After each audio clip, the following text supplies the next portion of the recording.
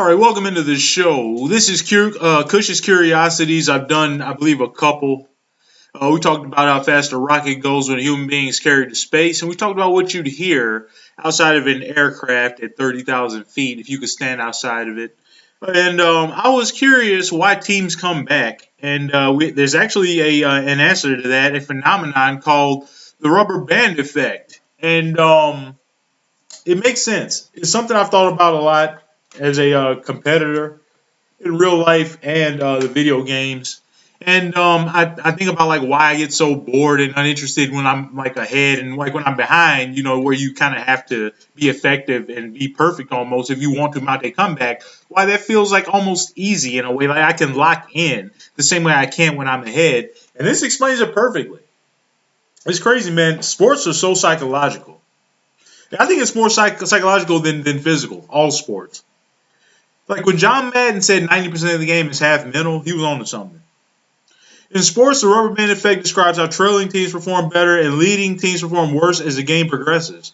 This psychological phenomenon causes a comeback similar to a rubber band snapping back after being stretched because trailing teams often increase their effort and aggression while leading teams may ease up or play more conservatively.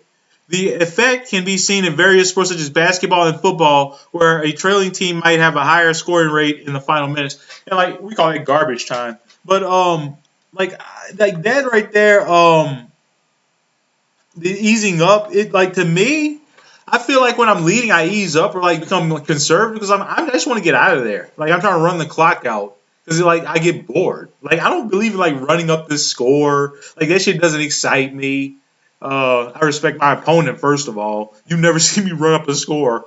I don't do that. But it just gets boring. You just want to get out of there because like I've wrapped this up, and that's where you fall into the trap. Because you're like, oh man, this is over. I'm going to use no effort, and they're going to use more effort than me. And if you get a scenario where there's a equation where there's enough time left, and their effort overtakes you, and there's enough, if if the lead isn't insurmountable, they're going to come back and beat you. Anyways, increased effort from trailing teams. When a team is significantly behind, they often increase their intensity and aggression to close the score gap. They might take more risks, such as attempting more deep passes or attempting to force turnovers. And the question I have: why aren't we doing that when we're not a trailing? Like, why aren't we just aggressive all the time? What's the caution about? Slightly decreased performance from leading teams. Conversely, leading teams may perform slightly worse as the gap closes. This could be due to a combination of factors such as becoming less aggressive or a natural dip in performance after a strong start. I guess that's regression to the mean. Strategic adjustments. Play callers have more clarity on what is needed when trailing, leading to more aggressive strategies. I guess that's true. Evidence and statistics. Studies have shown that the probability of scoring for a trailing team in the final minutes can be significantly higher than for a leading team. Examples in different sports. We're going to have some fun with this. A team that is down by 20 points may score about 6 more points per 100 possessions than average, while the leading team may score about 4 fewer points. Wow. Football. Teams that are losing often score at a much higher rate in the final minutes of a game compared to teams that are winning. And I hate that shit because it's so misleading. It makes a game look like it was closer than it was. Beyond the comeback, let's wrap up.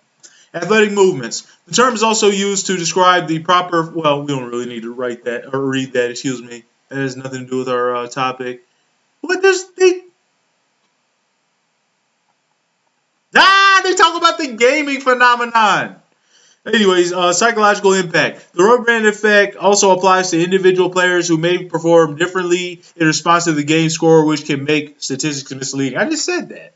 But this is why I thought about the rubber band effect, because like that's the thing. Rubber band AI is what we used to call it when I was a kid. Like you knew there's comeback AI in these games, and this is what I learned like 10 years ago about how EA games work. They become easier when you're trailing and harder when you're ahead because they want you to keep playing. They don't want you to get bored.